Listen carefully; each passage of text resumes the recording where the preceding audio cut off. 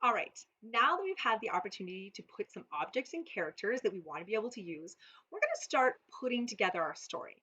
Now, it's important to keep in mind that it might take a little bit of planning for your story. So you might want to just get out a piece of paper and plan what would be the beginning, the middle, the end of my story. Just to be able to think about that so you can start to make the movements. And we're going to do this simply by duplicating slides and using our arrow keys to move things, as well as maybe our shortcuts to resize. So I'm going to do a simple one that you can see, just so you can see the final product. Keep in mind, the more slides you add, the more tiny your movements are, the longer your story will last. So really take your time here. There's no rush.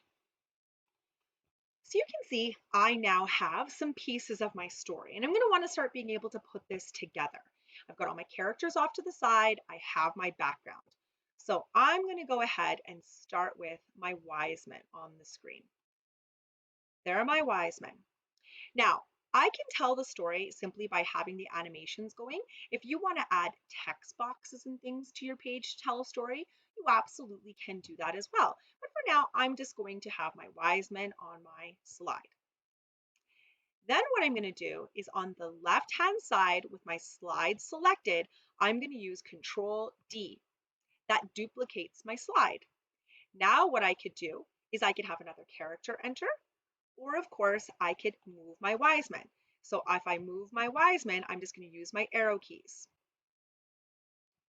Duplicate the slide, move my wise men. So it's very, very simple to be able to move. And this, of course, is where if you'd want to do a background change or something like that, you can. But here, perhaps, is where I'm going to have my star appear in the sky. And I'm going to go ahead and I'm going to make my star small because they're not there yet. It's just a star in the sky. They haven't gotten there yet. So again, I'm going to duplicate. And now maybe I'll just make my star a little bigger. All right. So now it's going to be your turn. You're going to go ahead and you're going to start adding your characters on your slide, moving them slightly with the arrow keys. Alt and the arrow keys rotate objects, and you're going to keep duplicating the slide and repeating this action. Give it a try and have fun. In the next video, we're going to show you how to add some speech.